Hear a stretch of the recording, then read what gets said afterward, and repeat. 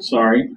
Welcome everybody. This is the Village of Hannah City Council meeting. Today is July 1st, 2025. Everybody please stand for the Pledge of Allegiance and a moment of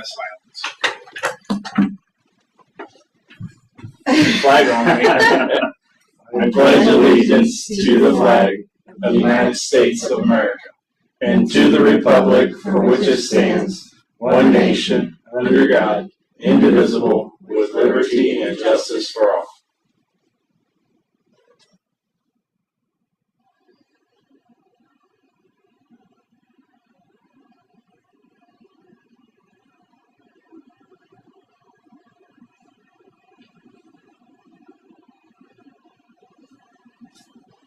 Thank you. May be seated. Can you hear the ticker?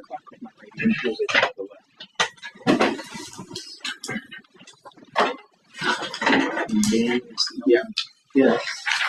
He's an engineer. Engineering. Oh. Danny, did you want to speak for the board? Or are you just here to review, sir?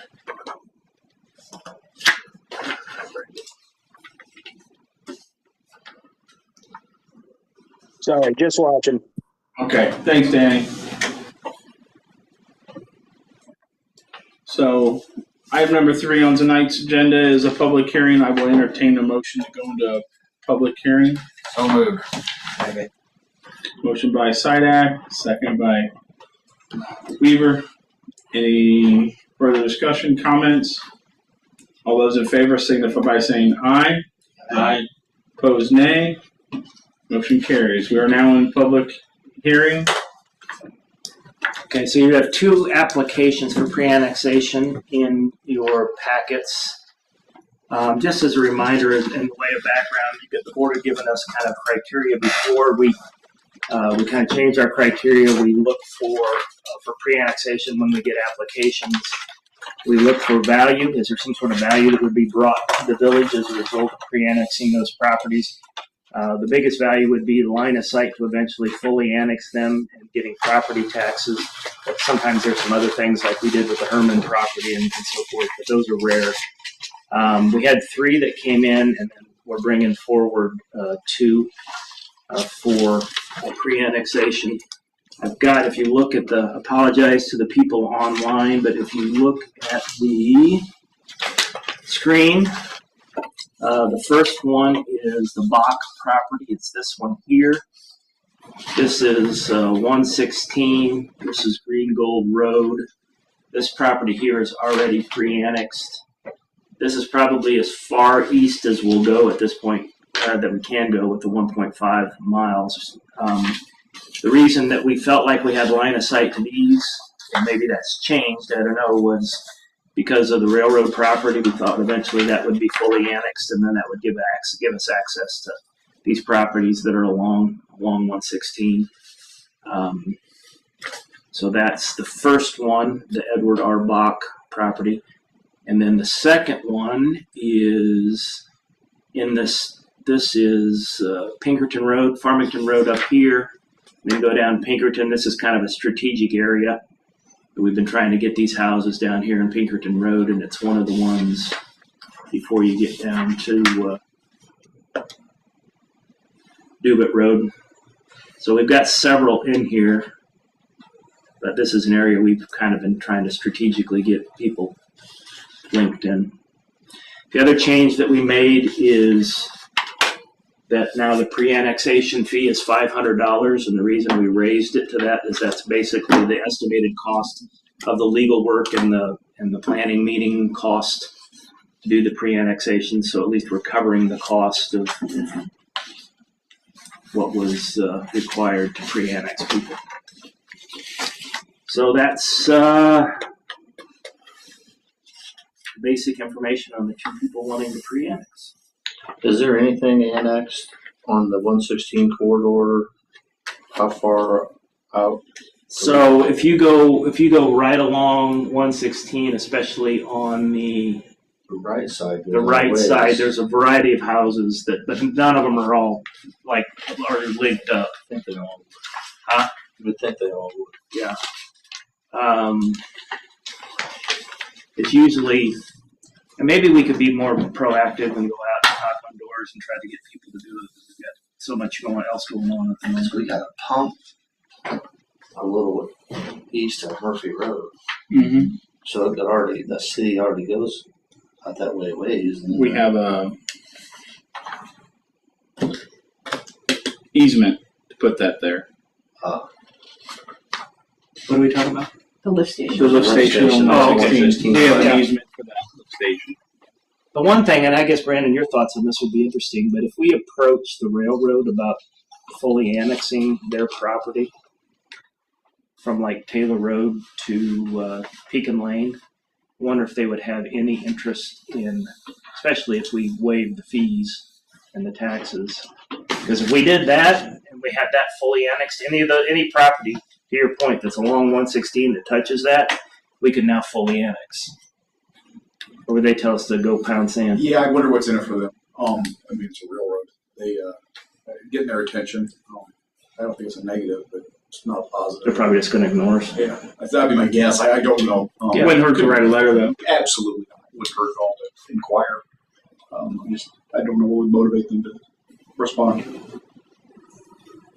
Or at least maybe, see if they're interested in selling a portion of that property now, because I don't think it's rail banked anymore. The whole thing is complicated. Yeah, I don't. So the votes actually take place under planning and zoning. We'd be voting to pre-annex each property and then the zoning of R1 for each property. So that actually takes place under planning and zoning, but we're required to have a public hearing so that people can give their input as to whether or not they want those properties pre-annexed. Just Tony, we'll need you guys to sign the applications as well as the other documents. The pre-annexation's already signed. So, anything else to come before the board on the public hearing other than the two properties? Okay, at this time I'll entertain a motion to close the public hearing. So moved. Motion by Sidak, second by Weaver. Any further discussion, comments? All those in favor signify by saying aye. Aye. Opposed, nay. We are now out of public hearing and back in regular session. You have those or does Denise have to sign off on those? Everybody should have. In the Sarah back. did the minutes from the last meeting, so. Wow, she did a really good job. He's picking on you. Denise. No, I'm just trying to figure out what I'm signing. Oh, it's the pre-annexation application. Is this for under the planning and zoning? They approved them, but we have to sign off on them. So those two will need signed, and then we'll have 4 other documents under planning and zoning that will need to be signed. So everybody should have a copy of our June 17th meeting minutes.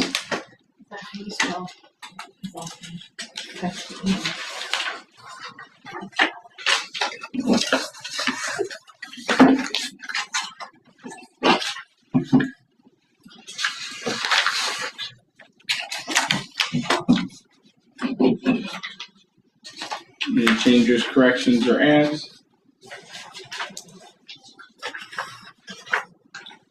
Then I'll entertain a motion to approve the meeting minutes from June 17th as written. So moved. Motion by Sidak, Second. second by Weaver. Any further discussion? All those in favor signify by saying aye. Aye. Opposed, nay. Motion carried.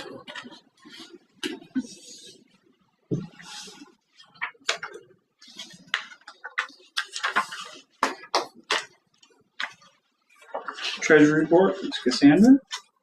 Yeah, so there are a few things on the treasurer's report that are a little out of the ordinary. The Apogee bill came in for the year, so that's $6,500. That's our yearly internet hosting and support.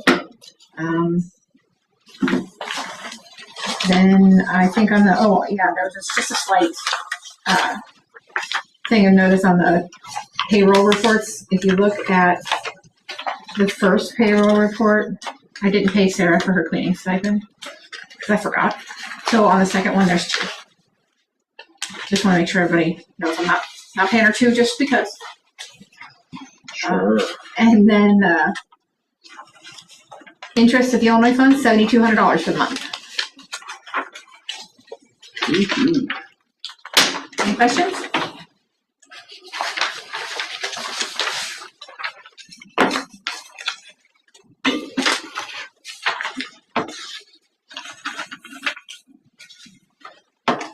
I make a motion that we approve the treasurer's report and pay all outstanding bills.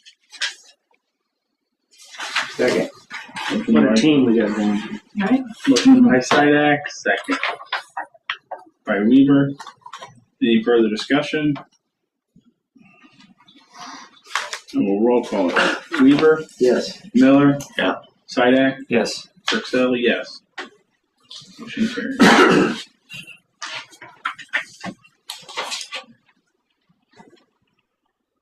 Engineers report, Mr. Lott.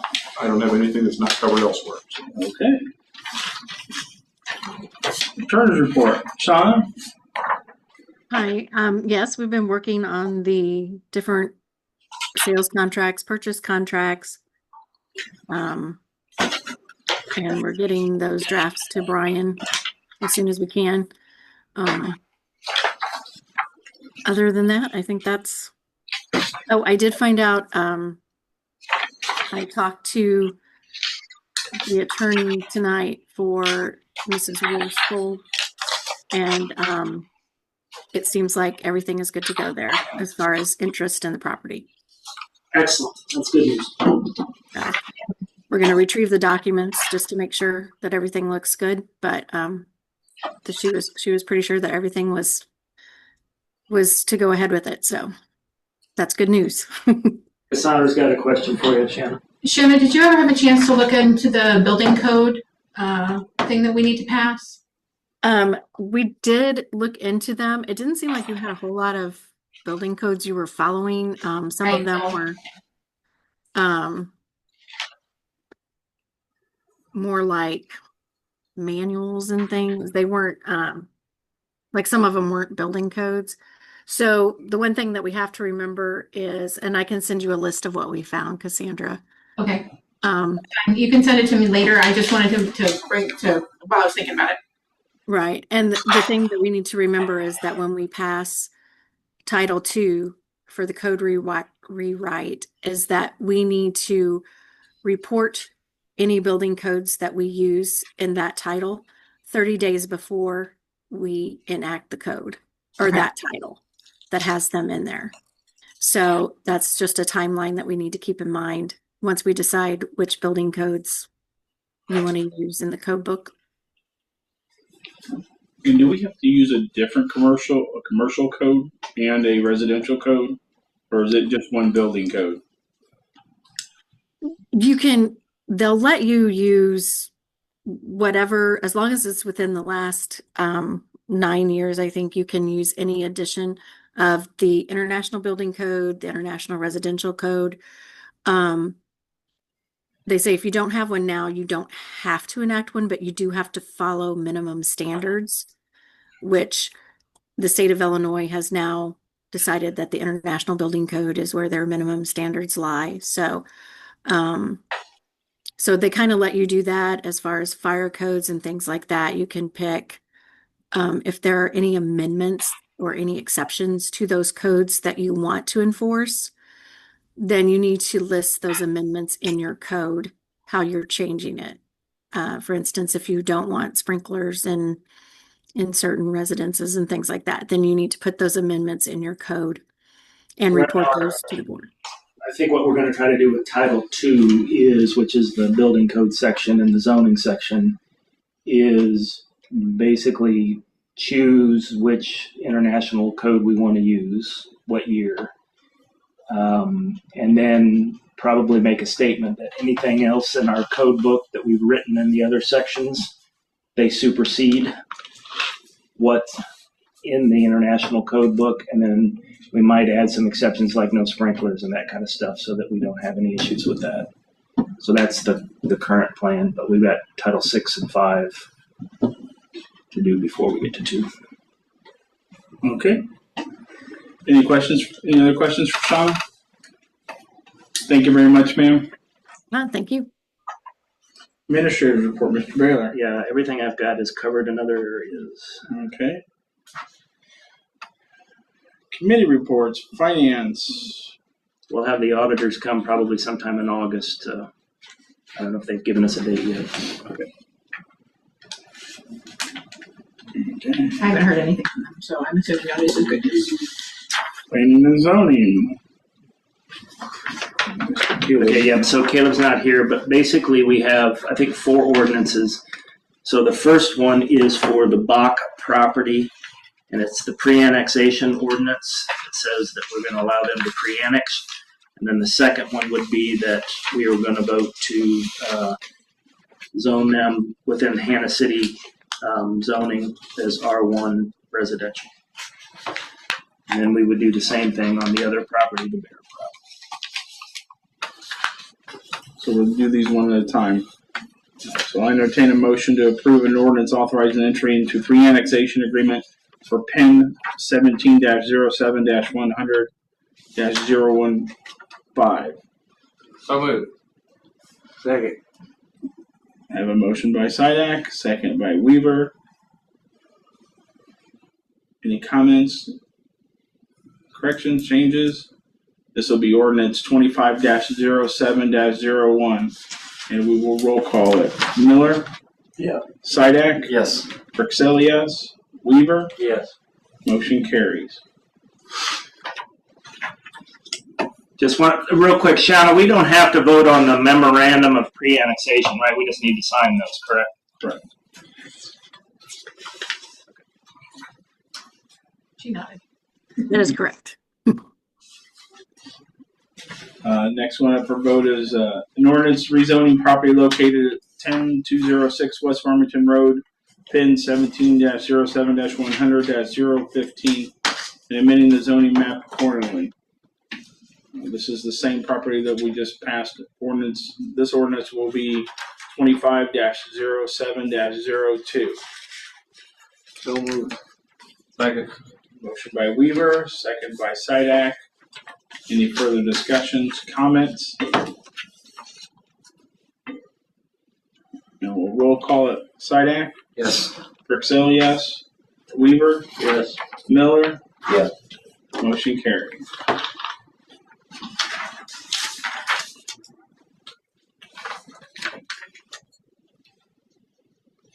Next ordinance up is an ordinance authorizing entry into a pre-annex agreement for PEN 16-11 400-019.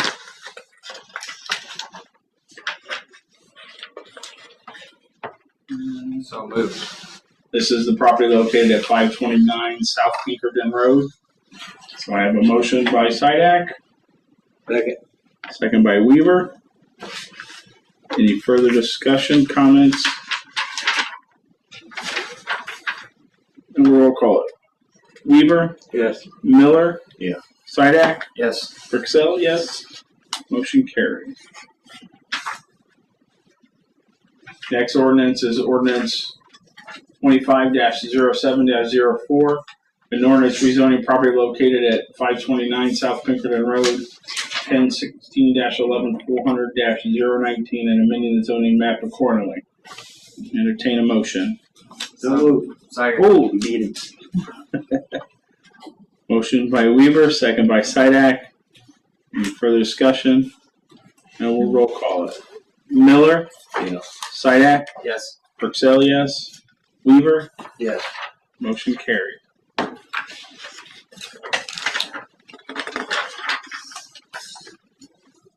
That's it under planning and zoning. Have anything else, Brian? No, that's it.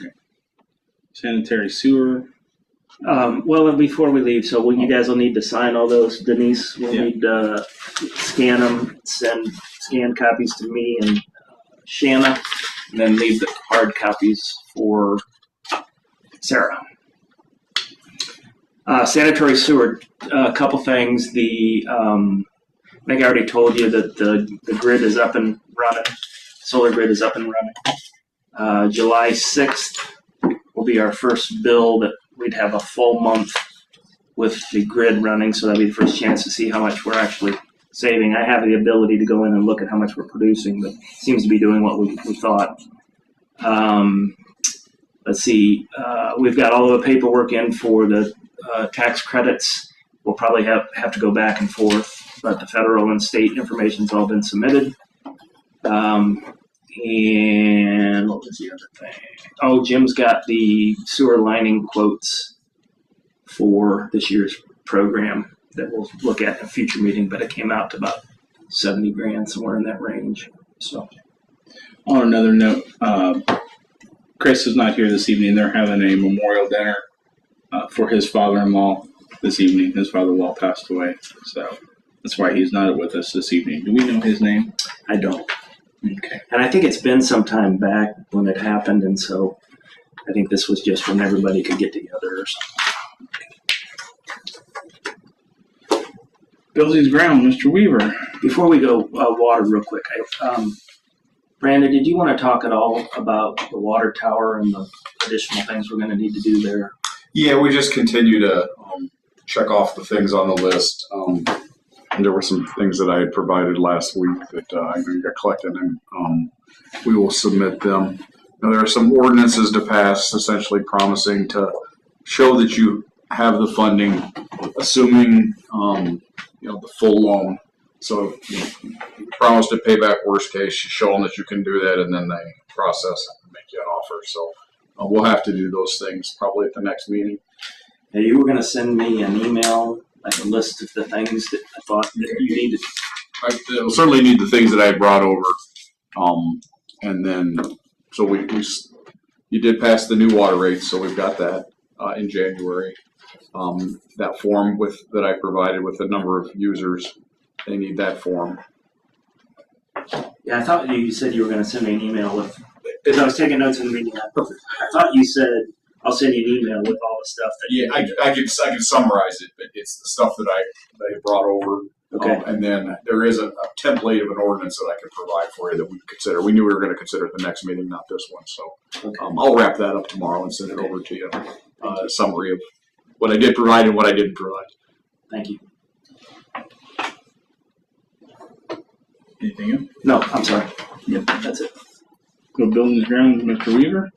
Nothing to report. Streets and alleys, Mr. Weaver.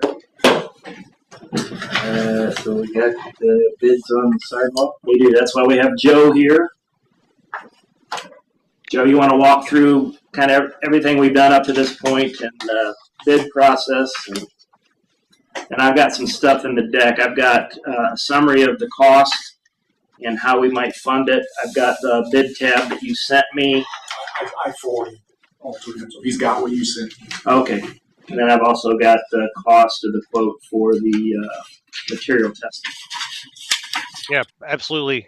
So starting from the beginning of the bidding process, again, once we got IDOT approval on the permit set of plans and specs that we provided, we advertised through IDOT's weekly contractor bulletin. We ultimately ended up with 8 different contractors having the set of plans in hand. 5 of them elected to bid. The low bidder was Autobahn, as shown in the bid tab there at $198,500. A pretty good spread of bids between the 5, above our engineer's estimate on the project. Knowing that we were overestimate on the project, we did kind of reach out to some contractors to kind of, on our side of things, understand what factors were driving that. We double checked the numbers. We didn't see any huge glaring irregularities in the bidding or in the numbers. Again, talking to contractors about things that they saw that maybe impacted pricing. You heard a lot of the same things we would expect to hear. A little bit of a concern between some on just general dealing with the traffic along 116 there. Talk about increased costs for materials. and none of the contractors seem to be really starving for work either. So a lot of different factors that went into this, but based on the fact we had 5 bidders, we've looked at some value engineering on what we could do to save cost here too. But again, we're very constrained by the set of plans that IDOT approved as part of the permit. There's really not a lot of bells and whistles associated with this project, so didn't see a lot of opportunity there from a value engineering perspective. So kind of, certainly open to discussion or questions, but factoring all those things together, I think our recommendation would be to move forward with the low bidder. So in the deck, you've got a 1/16 sidewalk funding sheet. The low bid was, I'll put air quotes, the low bid was $198,500 from Autobahn. We had budgeted $175 total for the project, $150 out of BDD and $25,000 out of TIF. So that's obviously higher than what we had expected per the points that Joe made. I've added to the cost of the material testing quote of $2,700 that Joe provided. They did provide us a quote with construction engineering, and we can have a discussion about that if you want. But Caleb has kind of volunteered his time to oversee that with Roger on the construction engineering side, but they felt like we needed the material testing done by somebody that probably knows more about that. So at this point, we're looking at a total cost of $201,200. Again, we budgeted $150 out of BDD, $25 out of TIF. So the bad news is we're overspent or over budget, but the good news is on the BDD unspent grant funds. So we only had 3 grants that were asked for on the commercial side. We've got around $38,000 left over in the BDD fund that we did not spend on grants because we didn't have enough applications. So I'm just suggesting we shift that money over to cover the overage here of the 20. So we used 26.2 of that 38,000 roughly from the commercial grants that didn't get spent, and therefore we'd be pretty much in sync with our budget. Actually, still ahead. Fireworks. Does that make sense? Yes. So I think what do we have to sign tonight? I have the contract. So just the contract's all we have to sign? Yeah, if I could speak kind of for next steps, then the contract, if you could sign that document, that's 1 page of the 40 or so pages worth of the bid documents and specifications that we'll compile together. We'll issue a hard copy of each one of those to the contractor and to yourselves and to us for the record, and that would serve as the contract for the project between the agreement between the village and Autobahn. There is a second piece to this because we're on state right of way. When IDOT approved our plans and specs, they also gave us an IDOT permit and IDOT permit bond form that will need to be executed. That'll be processed through with the village as well. So that'll be a separate form, Brian. I can follow up with you, 2 separate forms with those. Okay. And then we would also need a motion to approve the funding, the spend of $201,200. And then we have options. So we could either do a 10% contingency, so they go over that amount, or we could have them anytime if they're over, they have to come and submit that to us, and then we'd have to approve any overages or whatever. Again, I'm not suggesting that there is definitely going to be overages, but when I talked with you, Joe, you said that might be a good idea to have us say in the motion how we're going to handle overages. So, final payment would be based on quantities placed. We've measured and calculated the couple dozen quantities that we think are a part of the project, but not unsimilar to a home improvement project. You never really know. Sometimes there's unknowns and things, so sometimes it's good from a board perspective to approve a little bit of a contingency to allow the project to move forward. The one thing is, the other point we didn't make is on timing. They have 25 work days, to get it done, and which is pretty good, I think. Weather permitting, I think weather's one of the reasons that they can take a day out of that 25 days. But the pro of only approving changes as they go is that we're not automatically assuming there's going to be an overage, and we're not communicating that to anyone. The con to that is it's going to take time because we're going to have to wait till the next meeting and decide that that's something that we want to do. Another option would be to grant somebody the authority to approve the overages, and then the third one would be to put a contingency in of X amount of dollars not to exceed. Joe, is it worth mentioning that's how the MFT program works as well, is some of those are quantity based? Yeah, it's correct. IDOT has a 10% contingency on like when we do seal coat. They allow us to spend up to 10% without any additional approval or justification from their end. Any thoughts? As long as their bid's good for. I don't know. How long are the bids good for? 30 or 60? I think it's in theory. I think it's 60 days, 30 or 60 days, and then they would reserve the right to submit new pricing or allow you to rebid. I like the idea of giving somebody the authority to. And then we could have conversations about it. So would that be? Needed. That would have to be you. Well, I mean, I would certainly be on the phone with you to make sure, and Caleb. So then we would need a motion for the 201-200 funding, with me being the point person to approve overages. So let me read it. Let me do this. So I entertain a motion for the project cost of $201,200. And if there are any overages, point of contact for approvals would be Brian Baylor, administrator for the Village of Hannah City. I have motion by Rod. Do I have a second? Second. Any further discussion? Then we'll roll call it. Where did I leave off? Sidak? Yes. Frixell, yes. Weaver? Yes. Miller? Yeah. Motion carries. Question for you. It's the second page versus part of the first part, signature and date? Correct. And then the clerk and Yeah. seal it if I can. But yeah. But not the municipal one on the front. Is that correct, Joe? No, you don't need the cover pages, just the front side page.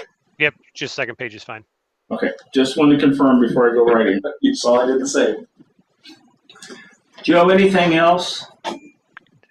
Nothing on my end. And you said next steps, you said there was a couple other documents. Would that be that Tony would have to sign those, or I'm assuming? The IDOT permit form, I think it just says municipal official or applicant. So I think I'll leave that up to you guys on who would sign that. That'd be Tony. And then the contract bond form will have to get processed through with your local bank or attorney to help secure I think it's a $30,000 bond requirement for IDOT for the project. Say that again. The permit applicant is required to obtain a bond to protect IDOT's interests in the project during its duration. The cost for the village is not $30,000; it's to obtain a policy, a bond in that amount. That's something that I don't know how to do. It typically we've seen that through, again, a local bank or an attorney would be able to help with that process. I'm not familiar with the specifics myself. I would say that risk management. Mel does our bonds, yeah. Yeah. Brian, I can help you tomorrow with it next time. Okay. It's a form and getting it processed. And then, what's the trigger for the 25 days? It would be when the contract is formally executed. So again, that would probably what the long lead time right now would be IDOT approval of that permit. So we're not formally executing that tonight? The 25 working days start when the contractor can begin work, and the contractor won't be allowed to begin work until IDOT approves the permit. So once I thought we already had approval from IDOT. What's it take from IDOT? Yeah, we've already got some approval. So what? I think once they get this, Joe, The- go ahead. IDOT has approved the details of the plan, right? The actual construction documents and specs. Now they need a permit form, and that form says the applicant shall construct in accordance with the plans previously approved. And that's Okay, so who does that? they need to find. The applicant is typically the village. So I have to complete a form, or you guys do that for us? IDOT has filled out the form for you. You just have to sign it. And where is it? I've emailed it to you, but I can do it again tomorrow. I don't remember, but that doesn't mean you didn't. And so once IDOT approves that, but that's not what starts the clock ticking. What starts the clock ticking? That would be that notice to proceed to the contractor again. Once they can start work, and they can't start work until IDOT approves that permit. Can you do me a favor? Can you email that now to Cassandra's email? Sure. It's your treasure at hannahcityil.com. Can you go and print that so that we can sign it and have it done? Absolutely. Yeah, that's my bad. If you send it So to me, Joe, we're probably, it's pick a number, a week, 10 days until IDOT says go. The last one I worked with the IDOT permit guy, he turned that around in a couple days, which is pretty good for them. So there's nothing preventing me from putting an announcement out on our app in the next week that says this project's approved and rolling. No, absolutely not. Okay. Yeah, Joe, and if you can forward that to Cassandra, I'll make sure I bring that back tonight. Finance at hannahcityil.com. I'm sorry, treasure at hannahcityil.com. Just hit send. Awesome. And again, the permit form is an easy one. The bond will take a little bit more work, and that sounds like Brandon maybe can give some more context there. And I'm like, what if Autobahn can't start? Well, they're For 2 committed to. weeks. As part of the bid process, they're committed to They've starting. got 5 weeks after they're told go. Okay. So. Which I like. Which I'm assuming it would probably only take a couple weeks of work. One would Okay. hope. And frankly, that's rolled into the pricing. It would have been 2 weeks, it'd be more expensive.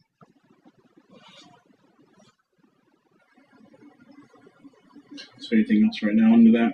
I don't think so. If Joe and Brandon are done, I'm done. I'm done. No. CEDC report, Mr. Sidak.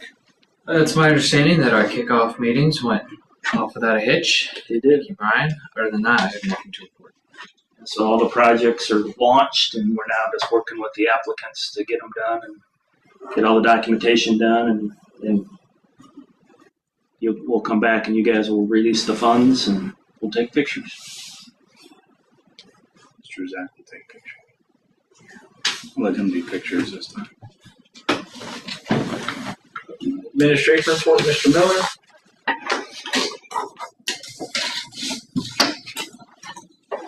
From 6:16 to 6:21, there's 8 calls. 4 of them were blank. Didn't say anything. 1 county fire, 1 motor vehicle stop, 6:24 to 6:28, 6 calls, 1 burglar alarm, 2 motor vehicle stops, 1 vandalism, 1 missing found person, and 1 motor vehicle property damage. That's all I have. No.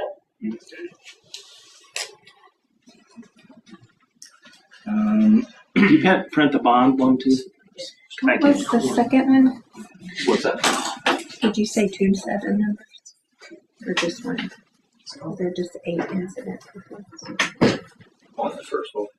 Yeah, what was the second? Joe, I think we're done with you. I didn't cover anything else in my From what All right. date? Thanks, Joe. Thanks, everybody. Appreciate it, sir. Here's the permit. Just on a side note, the business that I will be doing, I will be dressing the Washington City Council next Monday. As a representative of the Village of Hannah City and as a member of the Washington High School Football Alumni Association, in trying to get a proclamation from the city. This year marks the 45th anniversary, and it seems like how it could be 45 years. In 1983, they passed a bandana from one senior to a junior who then would be the senior the next year, and it was called Passing the Panther Pride. And so that has been going on. This will be the 45th year. The bandana is still out there. Everybody gets a name on it every year. So after this year, they're going to do a retirement on it. The group that I'm with asked me to go ahead and speak to Mayor Stevens, which I have done personally with Washington, and I will be at their city council meeting next Wednesday for the organization. So just to let you know what other business I have going on. Okay. As far as going into the executive session, I put down there votes. I don't think we'll actually be voting on anything. I just need some direction from the board on the real estate projects that we've got going. And so at this time, under other business, we have an executive session. I will entertain a motion to go into executive session. Second. A motion by Weaver, second by Sidak. Any further discussion? We're in postponing session at 6:42 p.m. and going into executive session. Shanna, you'll need to call back in. Oh, I guess, yeah, I should say, I have to take a vote on that. So, thank you, Denise. So, we'll just roll call it. Weaver? Yes. Miller? Sidak? Yes. Purcell, yes. Motion carries. We are in executive session. Okay, I'm going to stop this. Brandon, you need to see a